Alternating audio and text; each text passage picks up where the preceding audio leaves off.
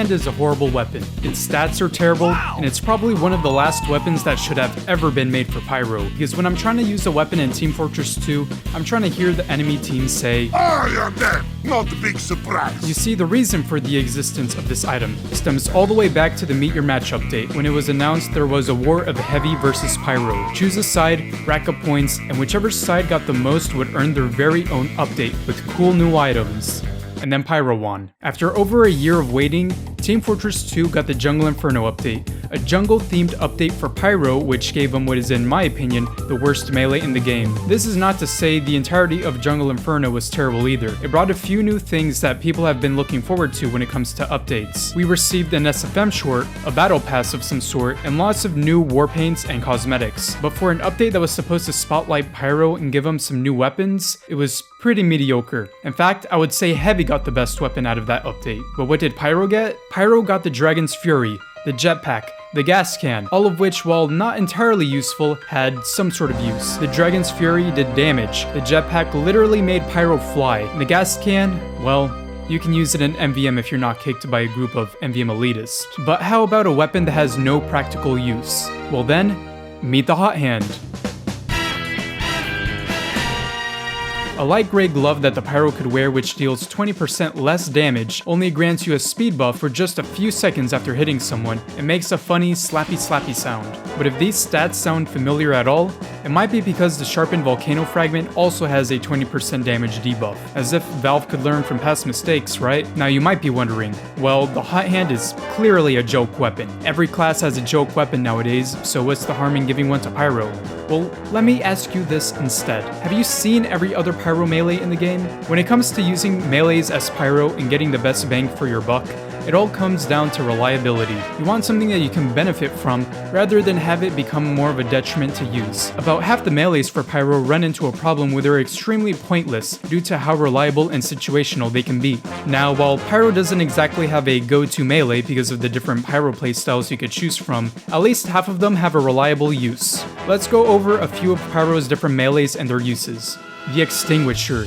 Flame your opponent and whack him with the axe for a guaranteed mini crit, along with a speed boost upon kill to quickly run away or get closer to your enemies. The Back Scratcher. If you don't have a medic or dispenser healing you, there's literally no reason to not be using this. You get more health from health packs, and it does more damage than your other melee weapons. The Home Wrecker. Does less damage but removes sappers in one hit. Not exactly a combat option, but saving a teleporter by quickly switching to Pyro is probably one of the most satisfying things in the game. The Power Jack.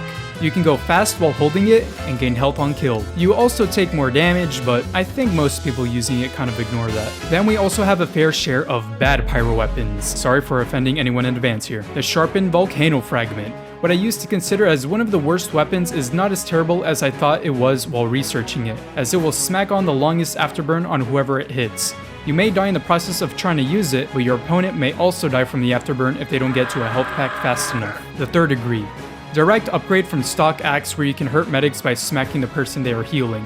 This means you will actually have to wait for somebody to play medic for this to be useful. The Neon Annihilator. Not the most practical on most maps because you need someone to be wet to do some actual damage, but can one-shot some of the lighter classes if they are wet, and that on its own makes it a better weapon than some of the others in this category, along with the added bonus of being able to remove sappers in 2 hits. The Stock Axe. It's not good, but it's not as terrible as the Hot Hand.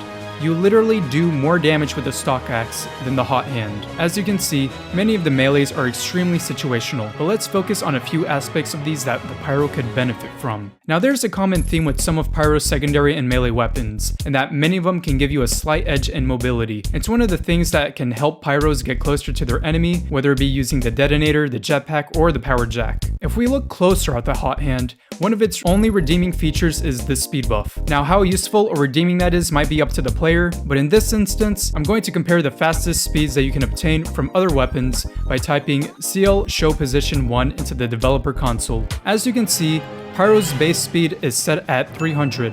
It's pretty slow. Running with the power jack out will increase that to 345, to where flinging ourselves with the squirt shot will give us around 370 at the peak of the jump, when the Pyro is not being boosted up or falling down. The Hot Hand will give you 405 for about 1 second, while the Extinguisher gives you the same amount of speed for finishing off a burnt enemy.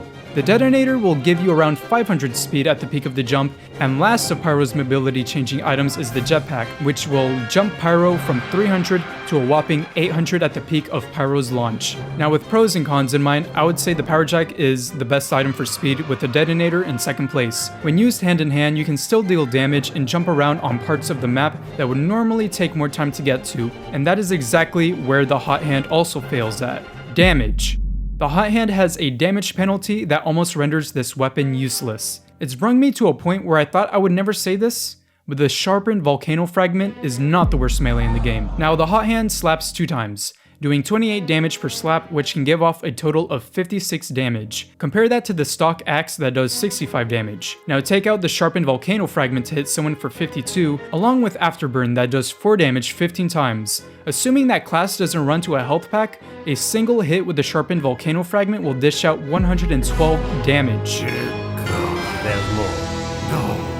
And you could at least combo with it with a flare gun for a fast and easy kill. That is a lot better than the puny slaps the hot hand does. Pyro does not benefit from the second of speed he gains when slapping an enemy. The benefit he gains is so minuscule, and you're better off changing the stat to become a refillable meter you can use at any time, so you could utilize the speed boost when you actually need it, aka a reason to consider using this weapon. Compared to a few other melees, it does not benefit the team of whoever is wearing it. It does not guarantee a safe passage out of escape or a significant boost to instead do the opposite and flame up the enemy team, and it does not provide any damage bonuses. It's honestly hard to understand what Valve were trying to do with the hot hand when they allow Pyro to gain a decent speed boost for what feels like half a second, done by closing the distance even further than what you would have to using a flamethrower, just to be able to hit someone for barely any damage and a mediocre speed boost that won't last you long enough to get away from your enemies. As a final verdict, the hot hand is hot garbage. It's rushed, and it shows not only on the stats,